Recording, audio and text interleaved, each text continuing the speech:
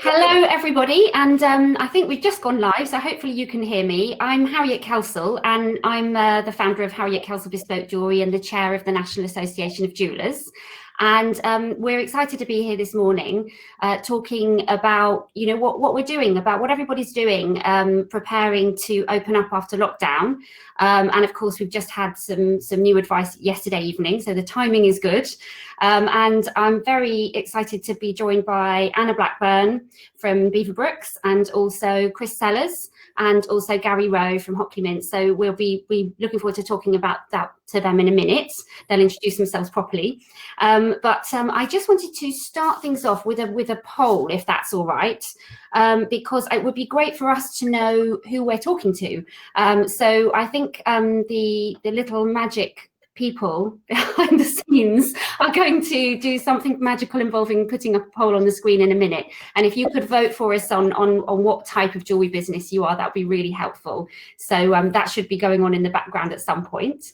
And whilst you're doing that, please can we just go through everybody's introduction. So Anna, if you could just give us a minute or two talking about who you are, and as if anybody doesn't know already, who you are and your business, and the rough size of your business, and where you are with the whole lockdown situation, how many stores you've got closed, whether you're still working online, but manufacturing, etc. That would be great.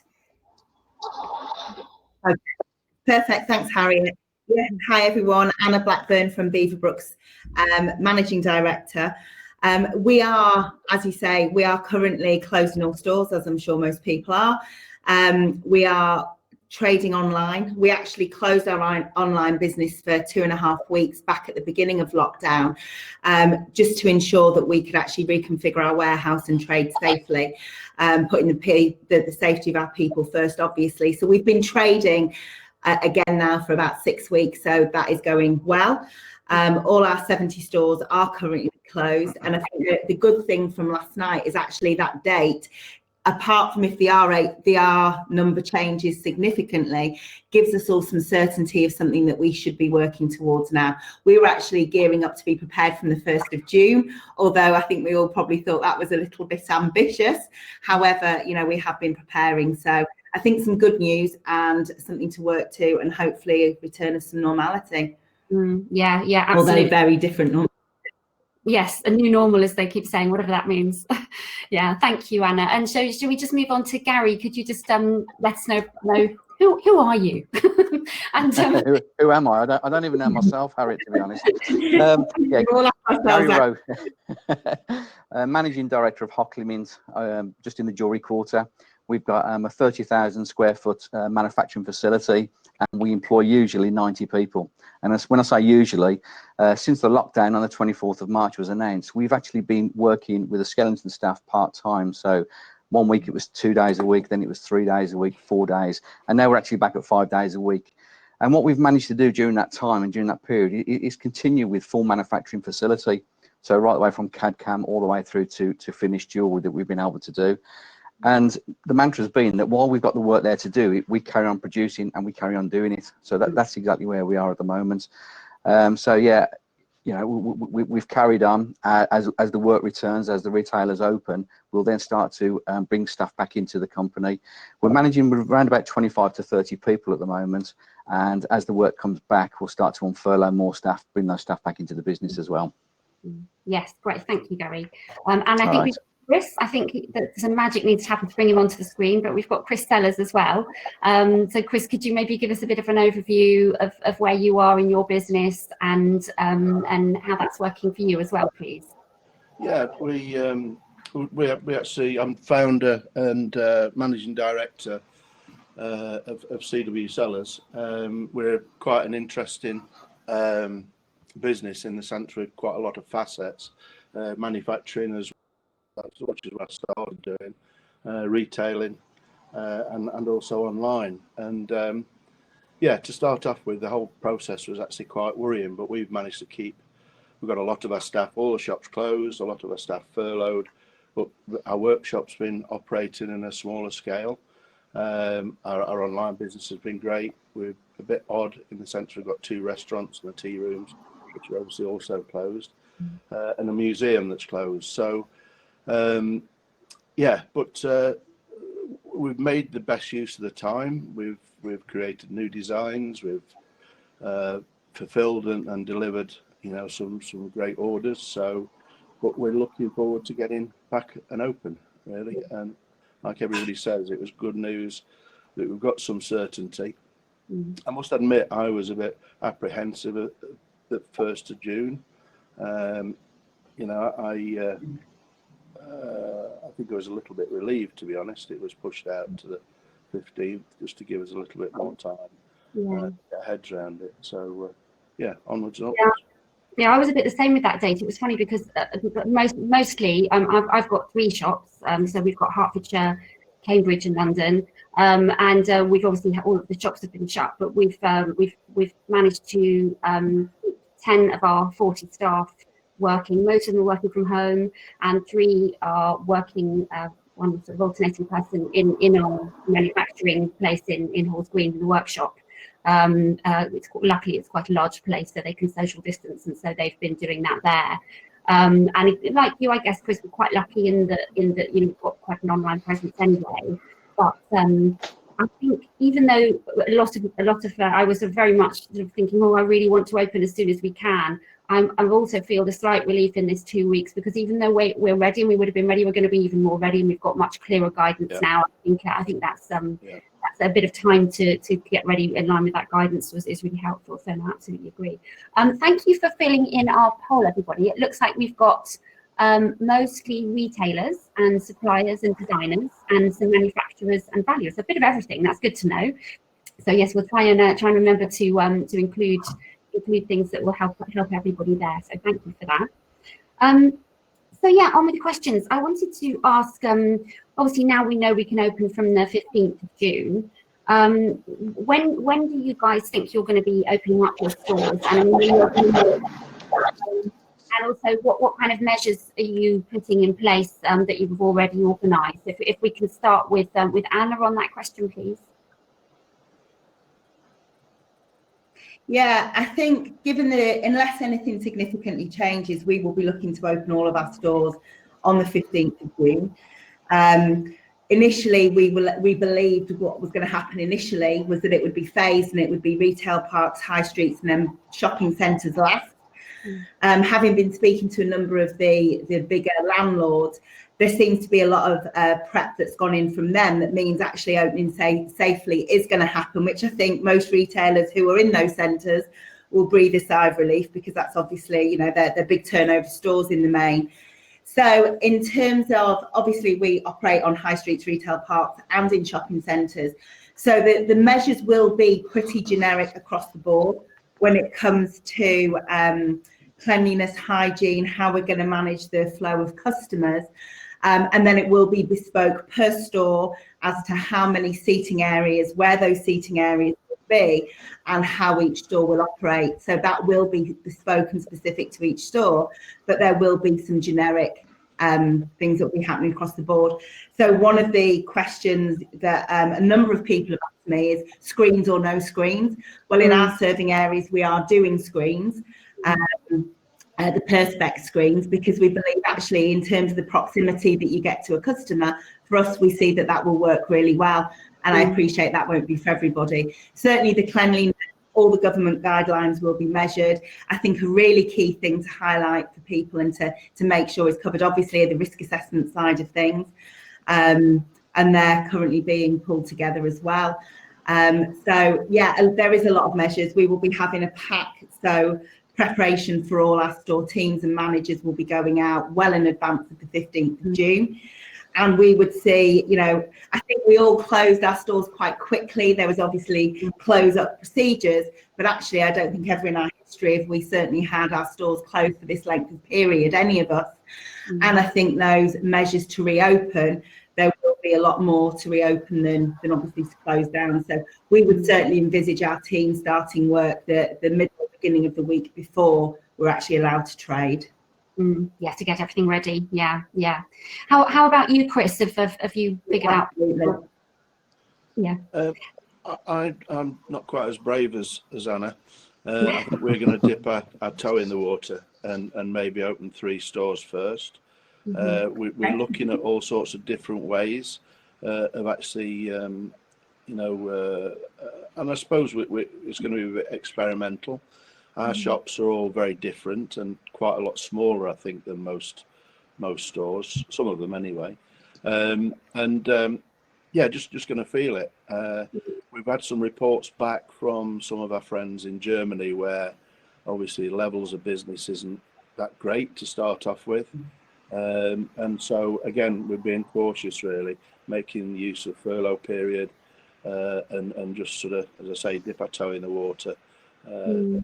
But our business is going okay now, and we want to keep everybody safe. We want to keep it all, and so none of us, as we've said before, have lived through anything like this before. So there's no rush to get back open and really. Yeah, thank you. It's interesting, Chris, just to add it, we've had a lot of feedback from our teams that are actually quite keen to get back to work in the main.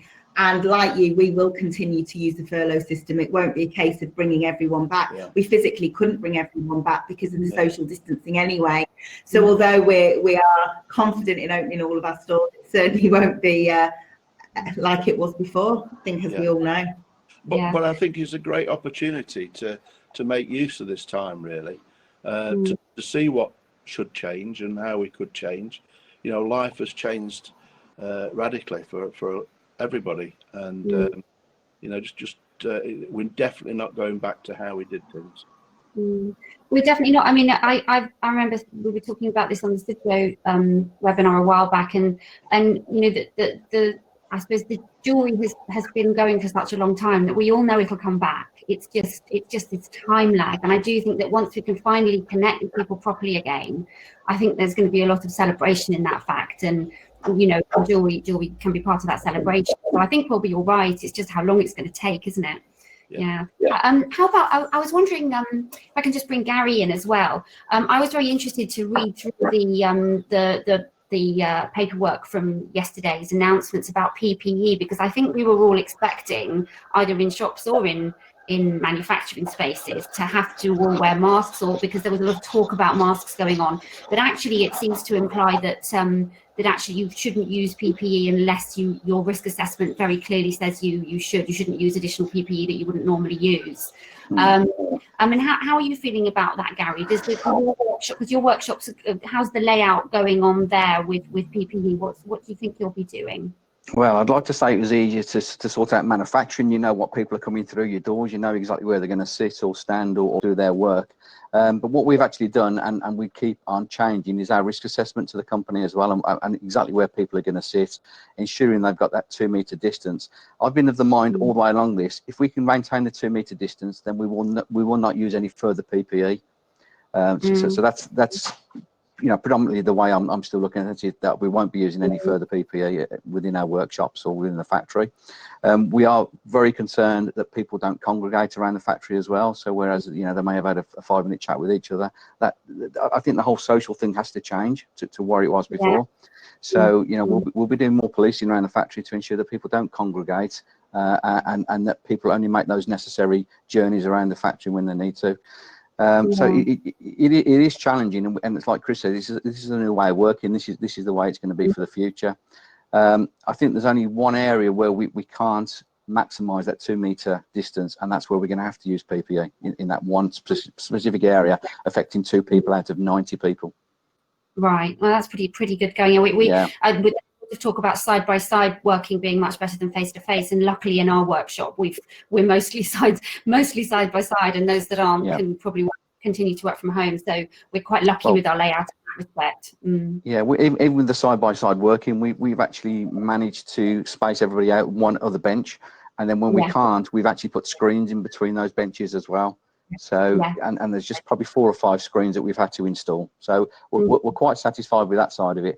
We do have our showroom, the sofa in as well, so we've got obviously the trade coming into our showroom. We are asking the trade to sanitize their hands as they come into the showroom, and if they're going to be handling any castings inside the showroom or samples or wherever, we're asking them to wear gloves, which we will supply the gloves to. So we are taking every step possible to ensure the safety of both staff and customers.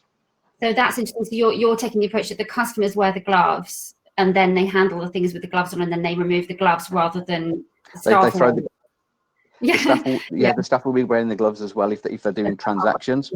But if they're going to look at the castings, or because we've got a whole display of castings that the people, you know, order from, they actually wear the gloves. So, you know, it does minimise cleaning them as well, because obviously trying to clean castings is you know, when we've got thousands on display.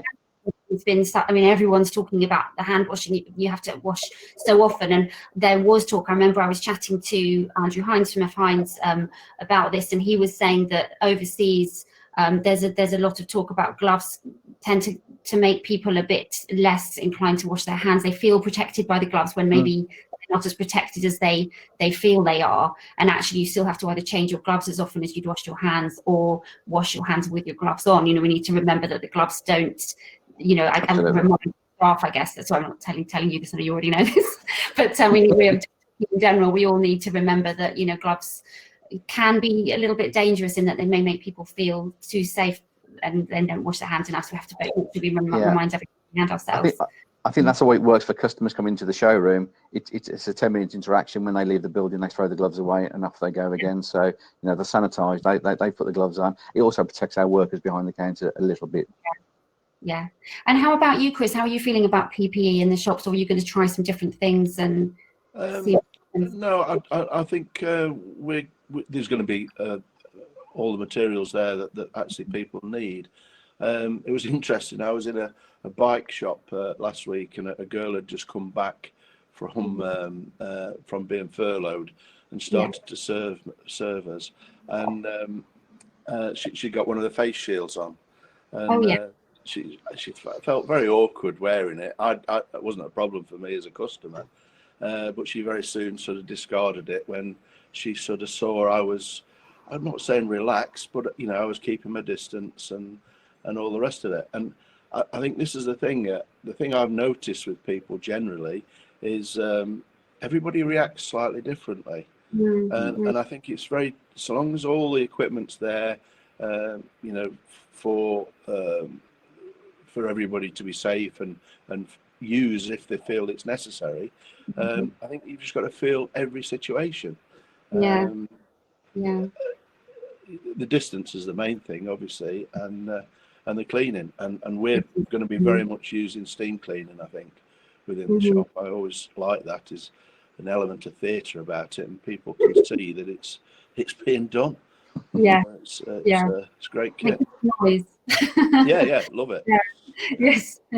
Yeah. Okay, that's interesting. We'll come on a bit more about cleaning procedures in a minute. But Anna, I was interested to know what your take on the PPE, what the PPE stuff was. So I don't know if we can get Anna back on the screen. Thank you. Yes. I think because we said to start opening on the 1st of June, and obviously this advice has now just come out, I think the biggest job that retailers have got to do with reopening is it's about building confidence. And I think that's confidence for our teams coming back, and I think that's confidence for the consumer.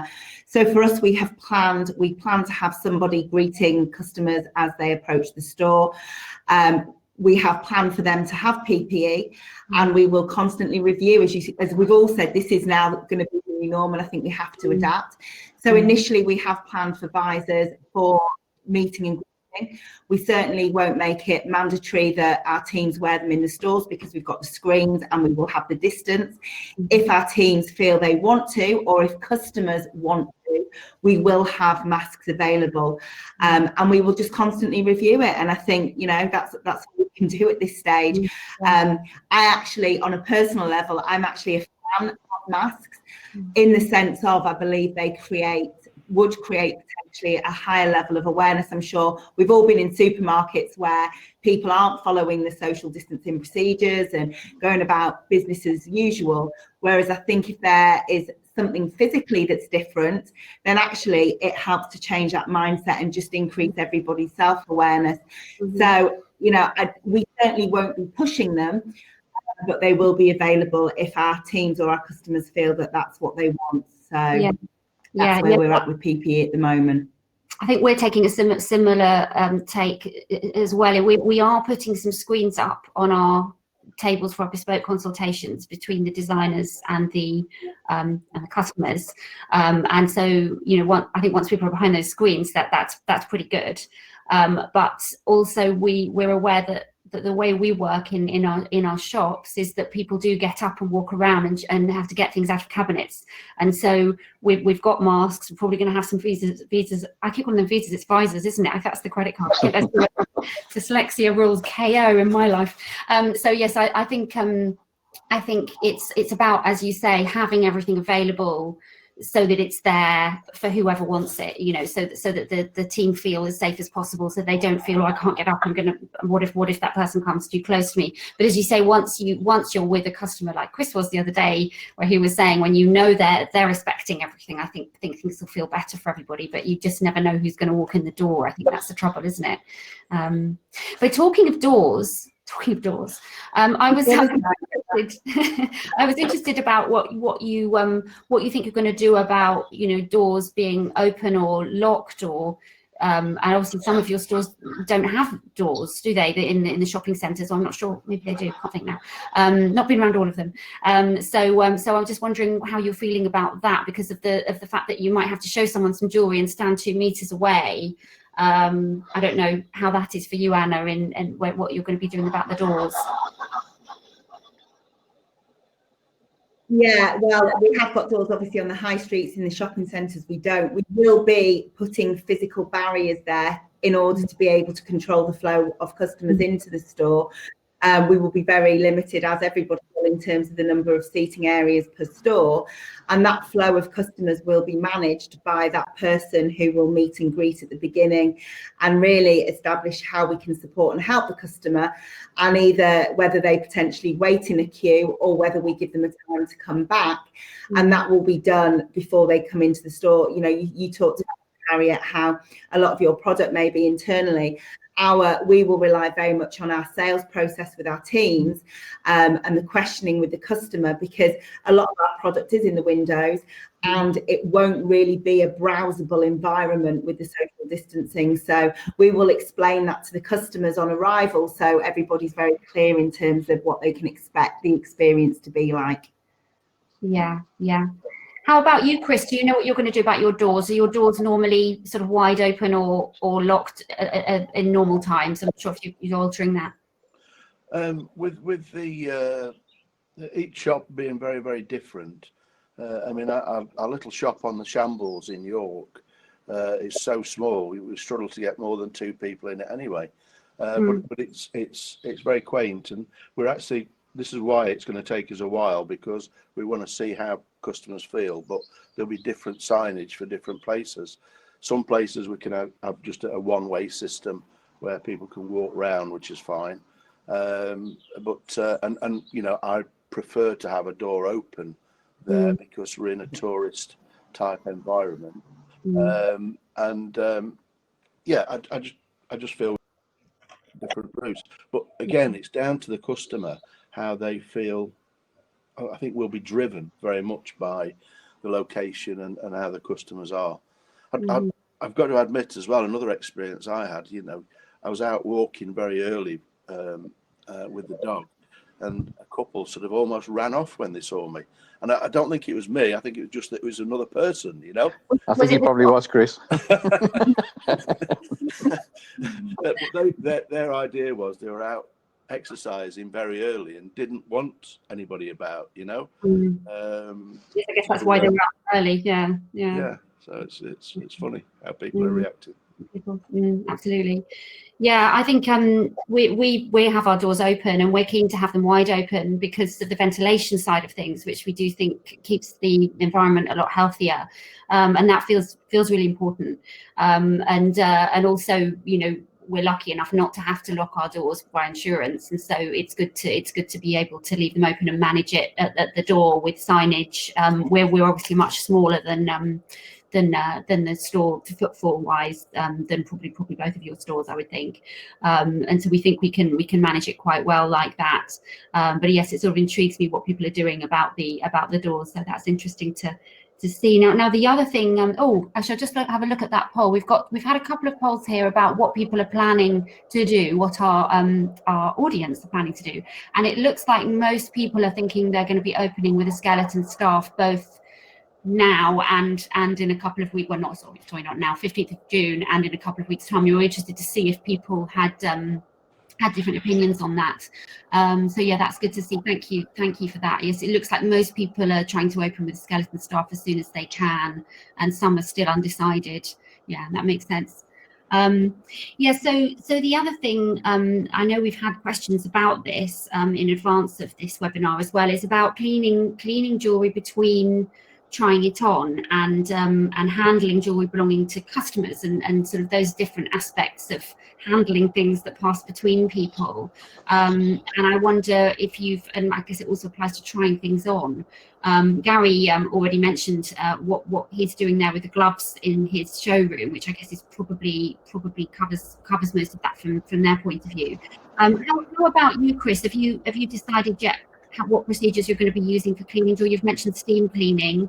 What about stuff that can't be steam cleaned, like emeralds or pearls? Have you got any sort of thoughts on all of that? Yeah, we're giving the ultraviolet a try to see how that is.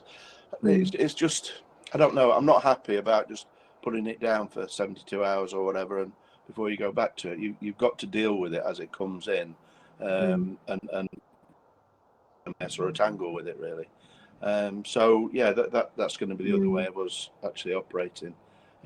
Obviously, most of our shops have ultrasonics in anyway, so we can actually use that so long as the temperature goes above a certain heat. But again, that's difficult for things like pearls and that kind of thing. So yeah, we've just got to apply our knowledge to treating it with the care and respect that each piece deserves, really. Yeah, doing our best that we can. Yeah, how about you, Anna? If you what are your thoughts on that? You taking in people's jewelry and helping people between try-ons of things? Yeah, I think again, it's the balance and it's being sensible. I think if the customers are sanitising, as are our teams, stock coming out the window will be cleaned thoroughly before going back in. Taking customers' jewellery in, again, gloves we would recommend, and again the sanitisation process. But I think to be leaving jewellery out unnecessarily, we were having this conversation internally, the vast majority of our product can be cleaned and cleaned thoroughly. And again, it's back to giving the customers and our teams confidence, because it's not like going into a fashion house and trying it on a jumper or an item of clothing. It can be thoroughly cleaned. So I think as long as that caution is exercised, I think, customers are good. I think the customers that are going to be visiting our stores, all of us, is customers that maybe don't necessarily want to spend an awful lot of money online, or they want that, they want to touch and feel the product before buying it. But we fully anticipate that customers will still have researched quite a lot online. They'll still have a good idea of what they're looking for, and we would expect the conversion rates to be pretty high. So I don't think it will be a case that customers coming in are going to be trying on lots of different items. You might find that they're trying on a couple of items and buying one. So I don't think it's going to be a major challenge, if I'm completely honest. But yeah, we will be letting customers try on jewellery and then thoroughly cleaning. Yeah, and are you going to be using ultrasonics for that cleaning process, do you think, or a variety of ultrasonics? A variety of cleaning. Yeah, but we'll use ultrasonics. We will use antiseptic wipes. We'll use all the relevant cleaning material. Yeah, Gary, you sort of touched on this earlier, where you're using the glove cleaning the items. How are you feeling about that? Well, still, we've got things that we dispatch out to the retailers, to to other customers, to designers and whatever. So we still have to take that into consideration: steam cleaning, ultrasonic, and then it's a gloved hand into the bag, so that there's no interaction when we're posting things out or people are collecting anyway. So we still have to consider our items going back out to our customers as anybody else would in the jewelry industry. So it is ultrasonic cleaning, steam cleaning as well, and ensuring those measures take place.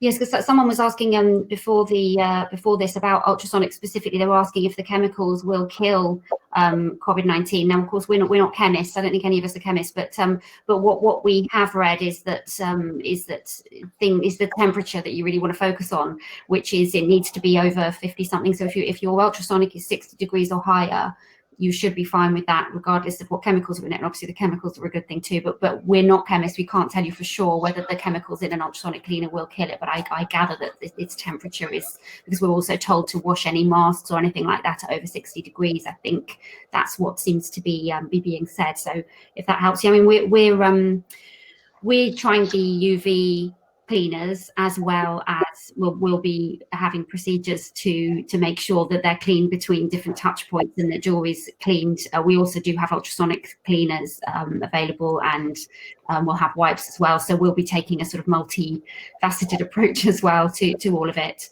to make sure that things are as clean as they can possibly be. But I think we don't tend to have customers that try on 40 different things, but what we do have is being bespoke jewelers. We have a lot of little samples for ring widths and the ring sizing bands and things like that, and we're thinking that we're going to try cleaning those thoroughly, either in ultrasonic if they can be, or with the UV, things like the ring sizes, maybe cleanable by the UV method. So that's going to be interesting. I've looked into the UV testers quite extensively, and I'm pretty confident. I mean, I don't know. They have done some testing, but I don't know how it stacks up with specifically COVID-19. But it looks promising. Good. Okay. So I guess the next question is a little bit broader. I will, by the way, have time for some questions from our people listening. It's fairly soon as well, so do save up those questions for us. But I was wanting to ask a bit about the customer experience, because I think that to me is an area that I don't really know how we can protect it. I know that we all have to do our best, and all of our businesses really do rely on those customer connections. Is there anything specific that you're thinking of doing to try to protect the customer experience as much as possible, Anna? I don't know if that's if there's anything particular you can do other than just your best. I'm not sure if there's anything you're feeling you want to bring to that. I think it's what we've talked about throughout. I think it's about customer confidence. I think if a customer comes to our stores, sees that that we're taking all the necessary measures, that we're explaining what they can expect, and then we go through our usual sales process, our explanation with them, I think that's all you can do. I think customers are going to expect to wait. I think there could be some frustrations with queues as if footfall builds. And I think as long as customers are clear of what they can expect during their visit with us, I actually think that in the main, most customers will be very patient if they have to wait. In terms of protecting the experience, I think it's not just what they get when they come to the store for us, it's what they experience online. It's the communication we have with them through our database, through our social media, and just talking to them. I think we were all very good at letting customers know what was happening as we were closing down. I think we need to let our customers know what's happening as we reopen as well, because I think ultimately that all builds confidence. And if I'm gonna go on a shopping trip because I want to buy a piece of jewelry, I want to know that my welfare as a consumer has been considered. And I think, again, from personal experiences, I'm sure there are shops or supermarkets that you would go to over others, because actually their safety measures are there and they're in place. And I think the other thing for us is it is about customer expectation, but it's also about making sure that social distancing, those measures are enforced in the nicest possible way. You can go into a supermarket and they can have all the correct signage up, but if people aren't following the one-way system and there isn't someone there to pick them up on it and really just say, look, you do need to actually keep to the rules here, then actually, I'm sure those supermarkets aren't maybe as busy as others that are safer. So, I think it's, again, like we said, all the way through, we will reopen, we will build confidence with customers, and we'll adapt. And I think that's the one key thing that we're all going to need to do throughout this from the 15th of June onwards, and we all have done since we closed down in March, is adapting. The updates will change regularly. I'm sure the expectations of retailers will be different in different settings, based on the environment, and based on how social distancing is adhered to. So I think we've just got to really be adaptable and be prepared to keep changing what we're doing until we find the best way to make it work. Yeah, absolutely. Yeah. How about you, Chris? Is there anything specific you're thinking about along the lines of customer experience? I think one of the nice things I think you could actually do is actually give people the opportunity of actually making an appointment. Mm-hmm. Outside normal hours, if that's it. One of the things I feel that we're actually going to be a big part of the healing process, and I think and I'm not just talking about us as a retailer, but generally retailers, but specifically the jewellery industry. Don't forget, we're giving things because we love somebody, or it's something to be remembered, or an anniversary, or whatever. And I think it's a massive opportunity, to sort of accept the customers in the way that they want, and so long as you're being courteous, you're being considerate, and whatever, the opportunity is there just to sort of, as you say, I think the conversion rate, Anna, will be a lot greater. If people are going to shops now with intent, I think, rather than just browsing. Online, we have certainly seen, sorry, Harry, I was just going to say, online, we have certainly seen an increase in gifting. Certainly a lot of a lot more messaging, and in terms of the average selling price, in terms of the quantity, we've definitely seen an increase there, that people are wanting to treat the people that they love, and they might be spending a little bit more because they're not able to see them on their birthday. I think you could be right, Chris. I think we could see how sustained it'll be, I don't know, but I think there's definitely a pent-up demand there. I think there is. I mean, we've sold a few lockdown engagement rings, which is rather lovely, because we were all reading from China that the divorce rate had gone up after lockdown, and I was thinking, well, I suppose we do divorce jewelry, but that's really sad. but actually, hopefully we've got some lockdown love going on, so hopefully we'll still see lots of business from that. I think it's going to be tough. My team are going to struggle we deal a lot with bespoke bereavement jewelry, and there's going to be a lot of that, and it's going to be sad. And I always think it's really harrowing as a designer to work one-to-one with a customer who wants to try and commemorate somebody. So we need to also be aware that there's going to be a lot more of that than usual going on, and try and support our team in that way as well. And I think one thing I do definitely want to mention is that we at the NAJ have been thinking about how we can help with consumer confidence in this area, and we're making a special webinar, a store safe webinar that people can watch, and then they can get a certificate to say that they've watched it, which is all about how to be safe with the COVID-19 virus in the stores, that they understand about social distancing and all the different things that we've given out regularly on our NAJ advice. And that's going to be at 11 a.m. on Tuesday, the 2nd of June, which I'm quite excited about. And we're also going to be following that, and they can get a certificate when they've seen that. We're also going to be following that with some training, with a little test, so that people can send their retail staff on a free course for NAJ members, which then they can put something on the door saying, we've got this NAJ qualification in handling COVID-19 as well as we can be expected to. And so I think that's something that I think consumers might quite like to see that on the door of your shop, saying, our team have done this. So we're working flat out. Marie is it's actually steam coming out of her ears, which is working so fast to get that done in time for us to send our teams on it before we open up on the 15th. So there'll be the webinar followed by that course. So that should hopefully help. And we've also got version 3 of guidance will be coming out of the NAJ guidance since the updates yesterday within the next 48 hours. So that could be helpful for people as well. And also, of course, the Jewellery Support Network, which I'm sure you all know about, that's got loads of information from all of the organisations that we're collaborating with to help us all through this. Now, I have got a few other questions here, but I'm just aware that there may well be questions from the floor. I don't know how you say that on Zoom, from the internet. That's how you say it, for us. I don't seem to be able to see any questions at the moment on my screen, but I'm hoping that that will all change by magic shortly.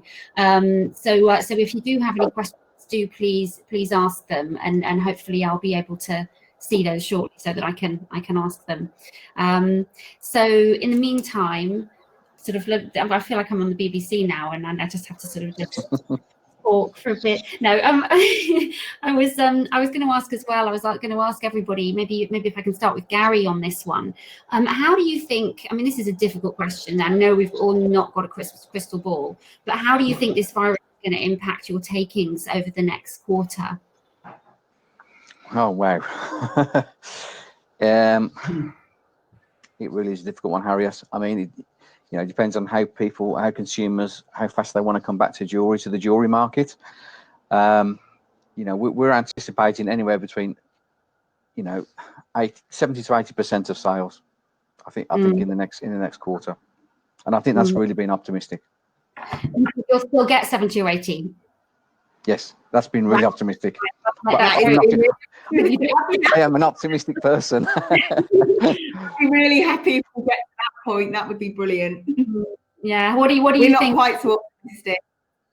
What's your crystal ball telling you? Really hard. I think you plan for the worst case scenario, don't you? And then you can work back from there. I certainly think it's going to be some time before we get to 70. Personally, before we get to 70 or 80%. I think initially we might have a little bit of a flurry. I'm not sure how long lived it'll be. I guess it depends what happens with the R number and confidence out in society.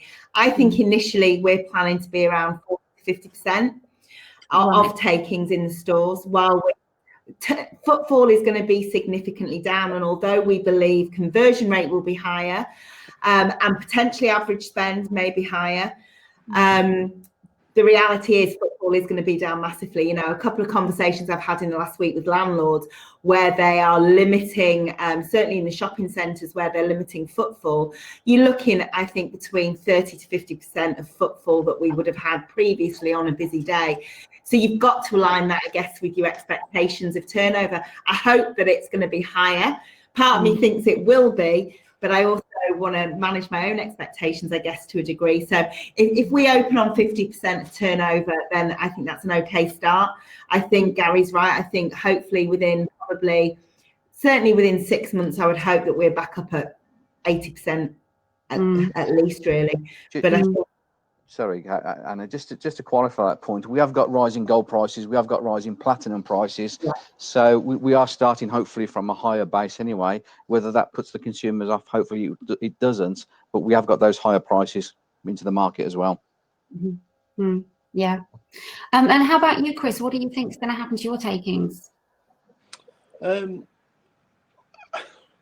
It's difficult to say. We've got to suck it and see how it all goes. But and certainly from our point of view, we feel we've got a very strong business that is, I wouldn't say recession or bomb proof, but we've got lots of ways of actually getting to our customers, and we're not too exposed on the too much high street, and we've got a good spread around. So I'm quite confident that we'll sort of keep our figures going in the right direction, and I'm a strong believer that people will want to still buy quality jewellery and watches. I think the business is going to be there.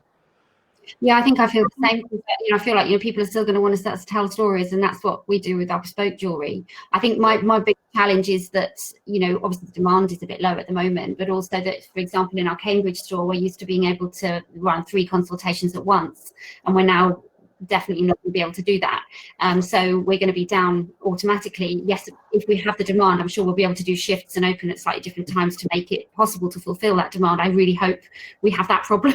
And my worry is how long. I know the demand will come back. I'm just not sure when. But I'm really optimistic about it as well, because we've been, the last week or two in particular, we've been getting loads of inquiries through saying, oh, when are you open? Some people saying, are you open already? Not realizing that we're not open. And people who we're also doing a lot of online consultations anyway, which we always have done. But now people are very much saying, I'm waiting till I come in when, I want to come in the first time I can. So that's giving us a bit of confidence that things are going to build. But yeah, it's just how long it's going to take, I think. There's potentially as well, there's a massive repair trade there. Yeah. People for the last 2-3 months sort of loved item that's sort of they've not been able to get fixed or sorted. You know, we've actually interestingly done a couple of cleaning, haven't they? So they found them all. They found things down the back of the sofa. That's it, yeah. But we've interestingly had to do a couple of emergency jobs even on lockdown. You know, where people have actually sort of wanted it done, and it's about finding a way to help that customer. At the end of the day, that you're there to provide a service. Yes, I've got some questions through. So I just realised I was actually looking at the wrong screen. It was entirely my fault. The fairies didn't, the internet fairies didn't even need to fix it. It was just my finger. But yeah, I've got some questions through. And also, I must mention, I don't know if you guys have already seen, there's an amazing deal. We've been collaborating with CMJ, and there's an amazing deal on PPE and cleaning equipment. Do have a look. There's information on our website. There's information on our newsletters, and there's information on the Jewellery Support Network. You can get really good prices on hand gel, you know, any masks, anything else that you need. Ultrasonics, there's also a great deal with HS Welsh on ultrasonic cleaners and the cleaning fluid, so do have a look at that. So yeah, we've got a good question come up here from Edward, who's asking how are the panelists balancing security with the new procedures to stay safe? And this has been something that people have been talking about a lot, with the fact that customers may be wearing masks, which obviously in the past would have been don't open the door and call straight away, but now it's going to be part of the new normal. Have you been thinking about that and how you're going to handle that, Chris? I don't know. We're in a softer part of the country, I think, where, you know, we don't get bothered too much about that. Touch wood. You're not getting your stuff up, are you, Chris? But yeah, it's a concern. But I think your instincts actually tell you, you know, quite a lot about what's going on, and yeah, no, we'll cross that bridge. Yeah. How about you, Anna? I think Chris. Yeah, I think we feel quite similarly. I think, as I said to you, we're going to have someone to meet and greet every customer as they come into the store, so there will be that connection immediately. So I think that can dispel and hopefully help to sort of mitigate against anything happening. Again, touch wood, certainly don't think it's going to be a significant problem. I think there's masks and there's face coverings and there's masks and there's masks, isn't there? Yeah. And I think we would certainly follow the same security that we would always follow.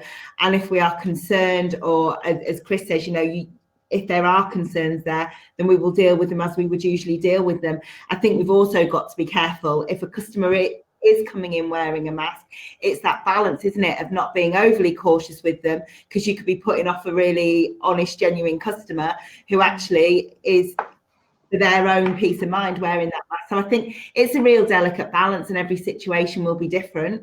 And I think we'll have to work with it, but it's not something we're massively concerned about at this stage. Yeah. Interesting, yeah. And I guess, Gary, you already have different security procedures anyway, don't you? Because your showroom's located, so different aspects of that for you. We do, yeah. We have security, so we have security guards letting people in and out as well. So yeah, it's quite controlled. It's quite controlled. So yeah, we don't have the same problems. Yeah. Another interesting question. Somebody's asking about gents' watches which have leather straps, and how do we envisage the customer trying them on and then being able to clean them afterwards? Yeah, this is something we don't sell watches, but I was thinking about that myself, thinking, God, that's difficult, because is leather slightly absorbent? I don't know. Maybe we're going to need to do the 72-hour thing with those watches. What are your thoughts, Anna? Well, again, this is a conversation that's going on internally. We've got a little bit longer now, but I know that some of the conversations we've talked, we actually wrap part of our watches anyway in terms of protection, and it may well be we look at wrapping straps, because that's something that in turn, so that's something that we're certainly looking at doing. It hasn't been definitely agreed as yet, but that's certainly one of the routes. And as you say, the other route is that actually leather strap watches may need to stay out the window. We don't sell a high proportion of leather straps. It's not going to be a massive problem for us. The vast majority that we sell are on bracelets, but I think, as I say, I think the option that we're looking at is wrapping them as needed, and probably not wrapping them all that are in the window. It will be a case of, if a customer wants to try one on, it may be we wrap there and then. Yeah. That makes sense. Yeah.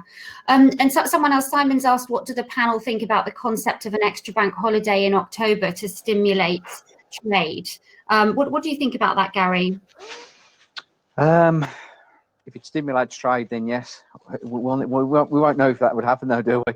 I mean, well, staff have been out of the business for a long time now as well. So I personally want staff back in the business, you know, rather than another bank holiday, because you know, I just feel that we need staff back in. I understand it though. When our staff aren't here, they may be buying jewellery and other people buying jewellery as well. So two minds about that one. And I guess that's where that's where there's difference between the sort of retailers who probably might be open on the bank holiday compared to you guys who probably have to be closed on the bank holiday. Absolutely, yeah. What do you think, Anna and Chris, about the bank holiday idea? Oh. Who's going first? I was going to say. Hosting, isn't it? Anna, what do you think? What do I think? I think that we do tend to see an increase in footfall, obviously, from the end of October with half term usually, with the build up to obviously peak. So I think, and with Gary, anything that could potentially stimulate, I think the one thing that you've got going for you to say, yeah, actually, it might be quite a good idea, is at that time of year, you haven't got the amazing weather that often means that bank holidays, people take off to the countryside. So it could actually stimulate footfall, certainly big shopping centres. But I could go either way. I think, you know, a lot of people have had plenty of time off already. And I think weekends, evenings, if people want to shop, there is going to be plenty of available time. And it sounds like people are going to be really flexible with opening hours. So, you know, I think the vast majority of employers are going to want people to stay back at work. You know, a lot of people have been furloughed for a long time. And throwing in another bank holiday isn't necessarily the answer. I think some confidence in the economy would absolutely help, because I think that's where people make their more considered purchases. So I think we've got bigger issues potentially than a bank holiday. I think it's generating some confidence in the economy, in jobs, and that is what's going to stimulate certainly retail, I would imagine. But what do you think? I'm a bit of a killjoy. I don't think we need another bank holiday. People are accruing holiday while they're furloughed. You know, I just think that people really want to get back at it. And you know, as Anna said, we've got all the evening and the weekends to shop online and everything. That many routes to access. And as I say, we're building these holiday days up anyway, you know, throughout furlough. So, you know, they're not going to get chance, I don't think, to go abroad in the same way. So, you know, they'll stay either in the shopping centres, the holiday places in the UK, hopefully. And yeah, I'm confident, but we don't need another one. No, and I suppose, you know, because people aren't able to holiday. I mean, we're often having customers about, you know, do you have a larger diamond in your ring, or are you going to have that holidays? Holidays is one of those big purchase things that they often wonder which to spend on. So I guess maybe there'll be bigger spends if for those who can afford them. But of course, so many have lost their jobs. That's a worry, and we're all feeling the pinch. But yeah, I think my view is. I'm not sure really. I don't really feel like bank holiday in October is going to be about retail. I think it's going to be about spending time with family and loved ones, and that may be lovely for everybody. But from the point of view the question was asking about, you know, is it going to stimulate retail? I doubt it. It's probably more going to be about, you know, hospitality if it's open by then, family connections and that sort of thing. But yeah. And we've got two questions here that are sort of similar. Somebody's asking. What, you know, whether we feel confident about sending repairs and alterations to external workshops, and also, you know, what about taking in jewellery for repair or valuation and the safety of doing that? I mean, I suppose we've sort of already covered some of that, because we talked about cleaning procedures, and also we have this 72-hour thing that if something is, you know, taken in with gloves, or, you know, cleanly cleaned and then put in a bag, or not cleaned if it's not something that can be cleaned, if it's very fragile, put in a bag for time. So it may be that we just have to tell customers it's going to take longer, and make sure that we have that time built into our processes. I don't know if there's anything else that you have to add to that, any of you? No, No, thank you. I think just taking care of the goods and handling them with gloves, etc., is going to be the way forward. Yeah. Oh, I just lost my questions. Hang on a minute. Something's going crazy with my screen. Oh, there we go. Sorry, stabbing at my touch screen.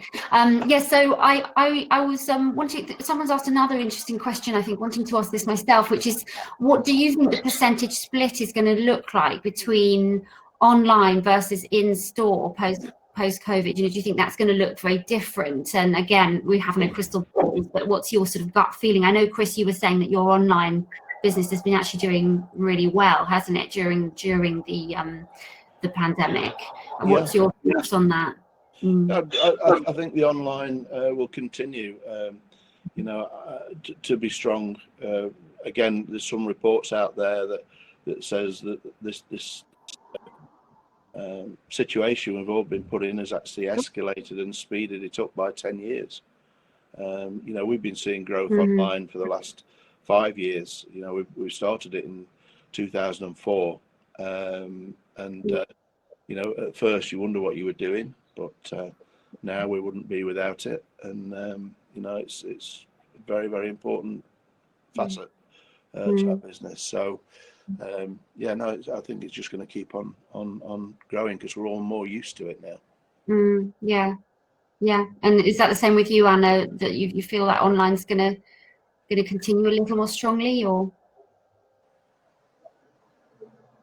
Yeah, I think, like Chris says, our e-com business has been growing over recent years. I think we've got a really strong presence online. And I do think, again, we've traded well during this period online. And I still think there is going to be a significant demand for touching. It's that type of product that people still want to touch it, feel it. Not everybody, but we know historically that there will be a proportion of customers that will always come and look at the jewellery and then go and buy online, and vice versa. And I think it's about making sure that your customer is as joined up as possible.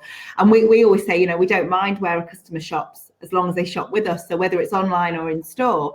But I do still think there is going to be a proportion. I think we're a nation of shoppers. And I think, our e-com business has been in a lot of sectors, our e-com business has been stronger than certainly in a number of European countries. So I think we're already further ahead. I think it will continue to grow, but I also think the demand for touching and feeling the product and that one-to-one interaction, we don't know the impact of people not being able to have that one-to-one interaction, whether actually that will mean that people want it even more going forward, as long as they've got the confidence that they can do it safely.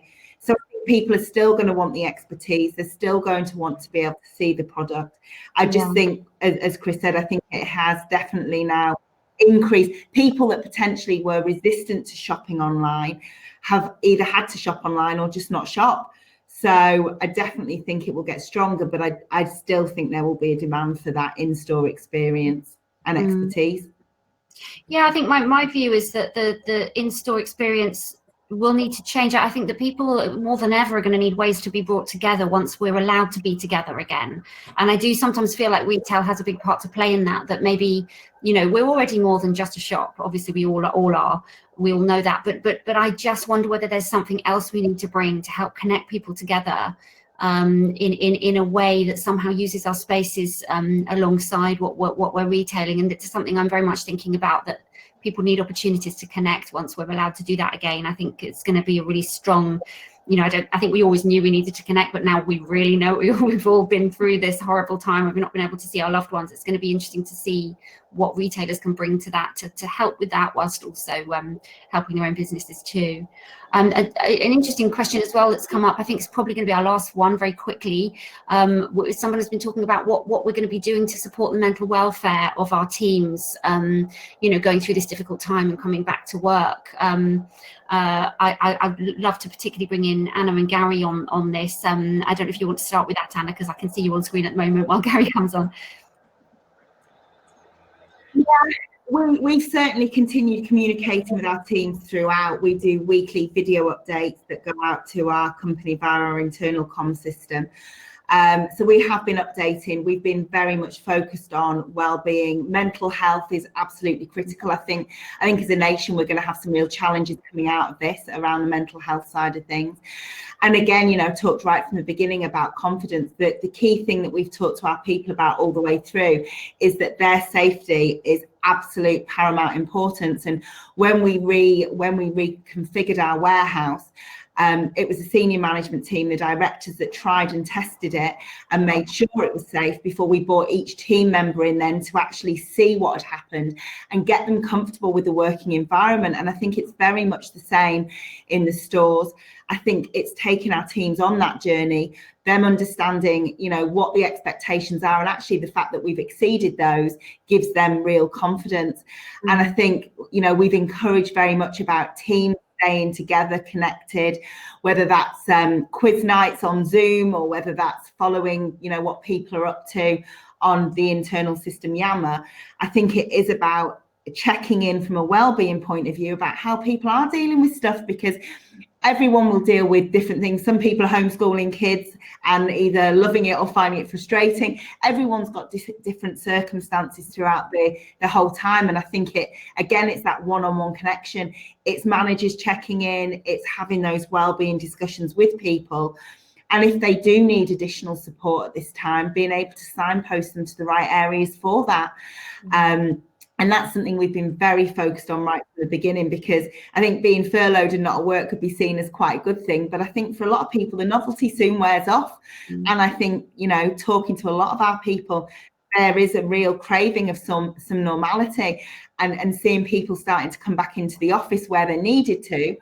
Again, you know, people are really pleased to see each other. There's a real respectfulness around the social distancing, because people fully understand what's expected. So I think the more that we're talking to our people and listening right across the board, and people need to know that their concerns are being dealt with genuinely and seriously. So, and as I say, just communicating and updating people and taking them on that journey with us. Yeah, thanks, Anna. What about you, Gary? Yeah, I'd certainly echo what Anna said there, because, you know, there is some real anxiety when people have been off such a long period of time. They do feel disconnected from the business, and the idea is that we send out weekly emails, telephone calls to people as well. We before we started the whole process and lockdown process, we did gain lots of information from our staff as well about, you know, what's their situation, what circumstance are they in, so we can sort of tailor that response to them as well. But, you know, I've had many messages when I send out an email update to the staff saying, listen, we just want to come back to work. We want to get back to some normality. You know, the fact that we have got sort of 25 to 30 staff in, we have got sort of a team that's been working anyway.